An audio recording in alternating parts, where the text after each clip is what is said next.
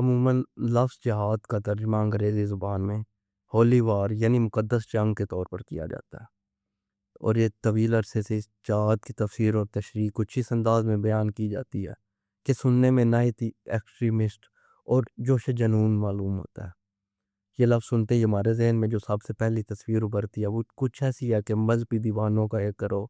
اسلحہ ہاتھ میں تھامے، تاڑیاں چڑھائے، خونخوار آنکھوں کے ساتھ اللہ اکبر کے نعرے لگاتے ہوئے چلا آ رہا ہے، اور اسے جہاں جو کافر ملتا ہے وہ اس کی گردن پر اسلحہ رکھ کے بولتا ہے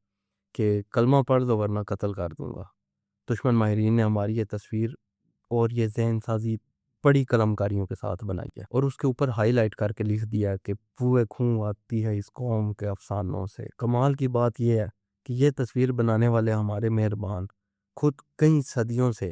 انتہا درجے کی غیر مقدس انہولی وال میں اپنی صلاحیتیں آزما رہے ہیں۔ ان کے اپنے اعمال یوں ہیں کہ دولت اور اقتدار کے بھوکے ہر قسم کے اسلحے سے مسلح ہو کر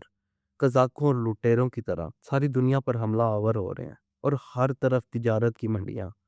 خام مال پیدا کرنے کے ذخائر، نئی آبادیاں بنانے لائق زمینیں، معدنیات کی کانیں اور تیل کے ذخائر ڈھونڈتے پھر رہے ہیں تاکہ اپنے ہرس کی آگ جو کبھی نہیں بجھ سکتی اس کے لیے ایندھن فراہم کر سکیں۔ ان کی جنگ اپنے خداؤں کے راستے میں نہیں بلکہ اپنے پیٹ کے راستے میں ہے، اپنے نفس امارہ کے راستے میں ہے۔ ان لوگوں کے نزدیک کسی بھی قوم پر حملہ آور ہونے کے لیے اتنا کافی ہے کہ وہاں زرخیز زمینیں ہوں، معدنیات، تیل کے ذخائر وافر مقدار میں موجود ہوں، جو اس بات پہ حملہ کر دیتے ہیں کہ جس علاقے پر ہمارا پہلے سے کنٹرول ہے اس کے راستے میں آنے والے علاقے کو ہم اپنے کنٹرول میں لے لیں، جو اس بات پر حملہ کر دیتے ہیں کہ وہاں ہم اپنی اضافی آبادیوں کو آباد کر سکیں۔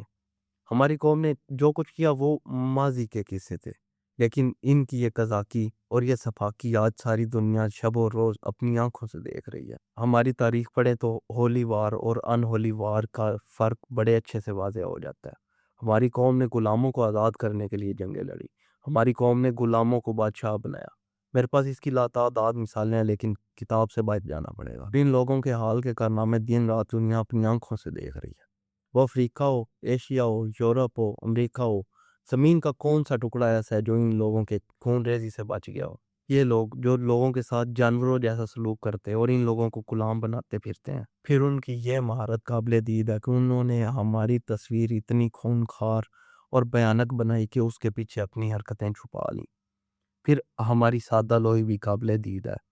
کہ جب دشمن کی بنائی ہوئی تصویر میں ہم نے اپنا چہرہ دیکھا تو اتنا ڈر گئے کہ اس تصویر کے پیچھے جھانک کر اس تصویر کے مصور کو دیکھنے کی نہ جسارت کی اور نہ ہوش آیا، بلکہ الٹا معذرت کرنے لگے کہ حضور ابلا ہمیں کیا پتہ جنگ کیا ہوتا ہے، قتال کسے کہتے ہیں۔ ہم لوگ بخشوں اور پادریوں کی طرح صلح پسند اور امن پسند مبلغ ہیں،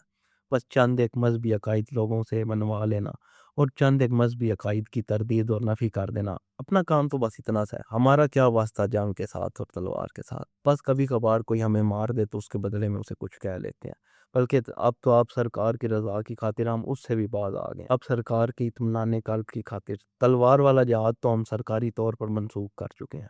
اب ہمارا جہاد فقط زبان اور قلم تک محدود ہے۔ توپ جانے، بندوق جانے اور سرکار جانے، آپ جانے، ہمارا یہ بھی آپ کے حوالے، اور زبان درازی اور قلم یہ ہم جانے۔ وہ ایک شعر یاد آتا ہے کہ یا وسعت افلاک میں تکبیر مسلسل، یا خاک کی آغوش میں تسبیح و مناجات،